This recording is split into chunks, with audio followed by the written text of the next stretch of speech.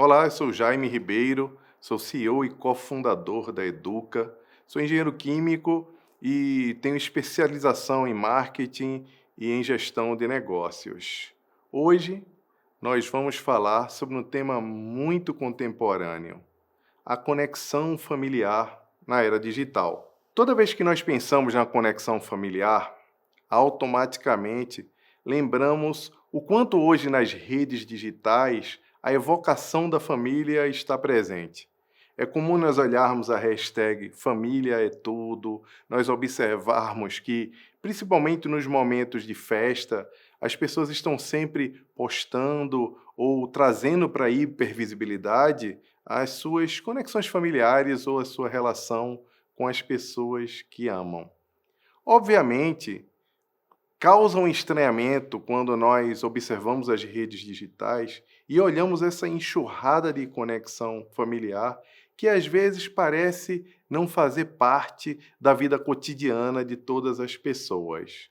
Nós sabemos também que é muito comum as pessoas evocarem a relação familiar ou a conexão familiar quando querem mostrar para o mundo que são amadas, que não são esquecidas, ou quando querem transmitir alguma mensagem dizendo família é tudo, é como se dissesse para um mundo que agride, para um mundo que muitas vezes nos esquece, para um mundo que muitas vezes não nos observa, que nós também somos amados.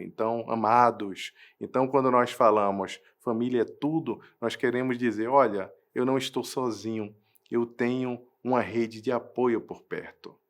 E, obviamente, quando nós paramos para pensar nas pessoas que estiveram presentes nos momentos mais dolorosos da nossa vida, e se fecharmos os olhos e lembrarmos desses momentos, aqueles momentos difíceis, momentos que fizeram com que nós repensássemos toda a nossa vida, momentos de dor que todo mundo passa por esses momentos na vida, possivelmente, se nós imaginarmos, pensarmos nas pessoas que estavam presentes nesse momento, vamos lembrar automaticamente de alguns familiares que estavam ali com a mão no nosso ombro, que estavam ali presentes, que estavam ali trazendo a mensagem de apoio. Então, de fato, família é tudo.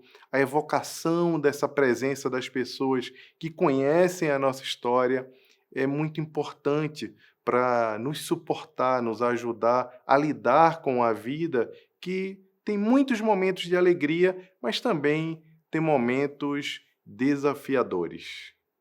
Obviamente, essas conexões digitais nos trouxeram uma série de desafios, mas esses desafios não começaram necessariamente quando nós começamos a nos conectar pela tecnologia. Esses desafios começaram quando as pessoas foram morar distantes, quando ficou mais difícil a gente ter essa conexão presencial. Antigamente era muito comum que a gente nascesse, vivesse, morresse no mesmo lugar. Hoje, com esse mundo globalizado, as famílias estão indo para cada um para uma parte do país, ou do estado, ou do mundo, e a tecnologia pode ser um apoio formidável para nós lidarmos com essa permanência, com a conexão com as pessoas que são importantes para cada um de nós. Mas é óbvio que a tecnologia também traz alguns desafios, não apenas as vantagens da conexão. Ultimamente eu tenho falado bastante sobre a família à distância, o FAD, ou um conceito que eu falo de uma forma lúdica, me referindo, fazendo uma analogia com o ensino à distância. Família à distância são as famílias que estão longe um dos outros e que buscam de alguma forma se conectar por meio da tecnologia e permanecer com essa conexão ou criar alguma intimidade por meio da tecnologia. A grande questão de quando nós usamos chamadas de vídeo, por exemplo. Utilizamos a chamada de vídeo para nos ajudar a suportar a distância física, a distância espacial das pessoas que nós amamos. Mas será que de fato essas chamadas de vídeo, essa nossa disponibilidade digital faz com que o nosso coração se sinta, aquecido ou com que nós, tenhamos uma conexão real com as pessoas que nós amamos, com a nossa família? Será que quando nós estamos distantes e por meio de grupos de WhatsApp, por exemplo, nós temos aquela conexão familiar, grupos de WhatsApp muito grandes, com todo mundo ali, será que nós consumimos e nós convivemos com as pessoas que estão ali ou simplesmente consumimos informações sobre a nossa família?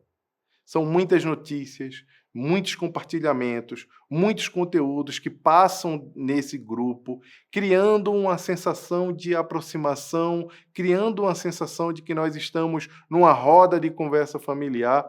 Mas que roda de conversa possível é essa quando nós ficamos recebendo essa inundação de conteúdo e de informação sobre a família, mas nós não temos assim tanto contato com as pessoas fisicamente, tanto contato com o eu, com a presença, com estar perto do outro.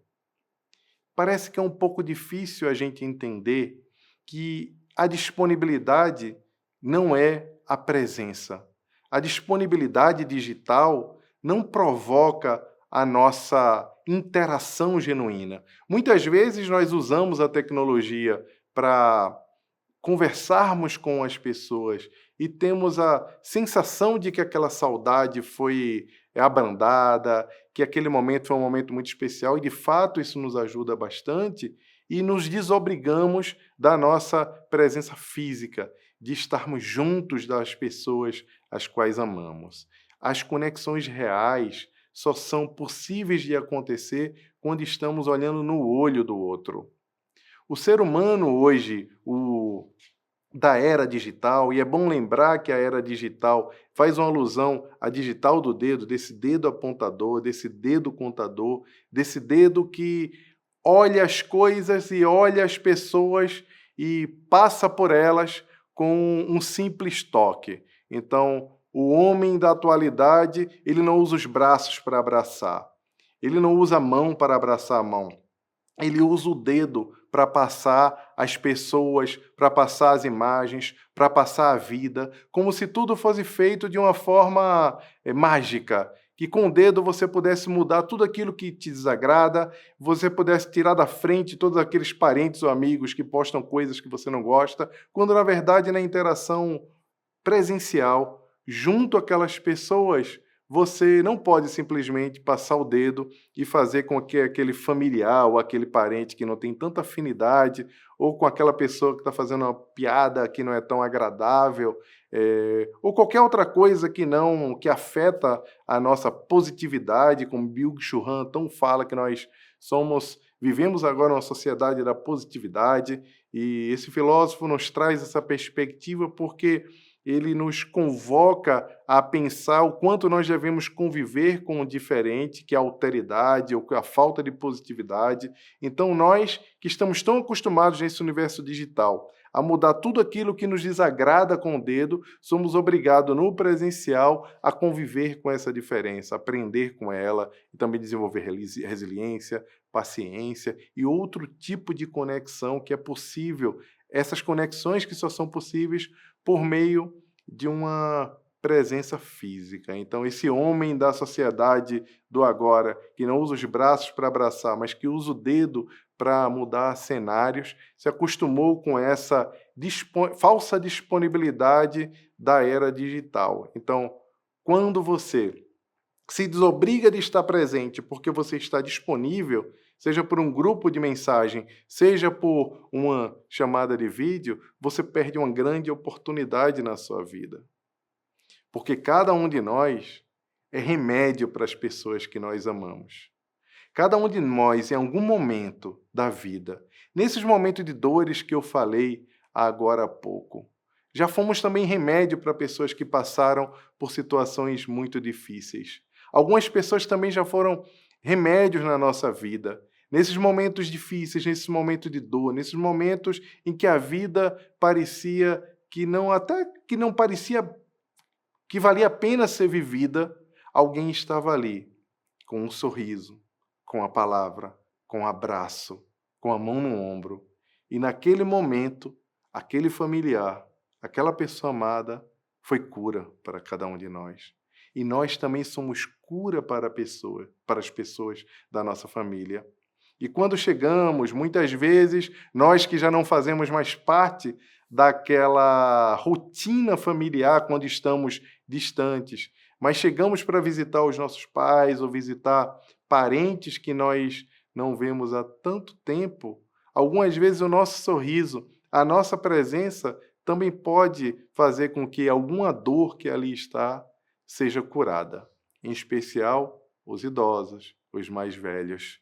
É preciso que a gente lembre que cada um de nós tem esse potencial de remédio, de cura na vida do outro. E essa cura, esse remédio, infelizmente, não consegue ser transmitido pela tela digital de um celular, de um tablet ou de um computador. Nós precisamos dessa conexão real, porque o ser humano é muito alma, é muito aparência, mas também é carne, é presença. E essa cura só se dá pela carne, pela presença, por nos disponibilizarmos, nos esforçarmos para estarmos perto dessas pessoas que tanto amamos. É importante que nós compreendamos e coloquemos na nossa agenda, na nossa rotina, que nos tornemos pessoas disponíveis, pessoas que de fato estão perto daquelas pessoas que precisam de nós e que nós precisamos dela.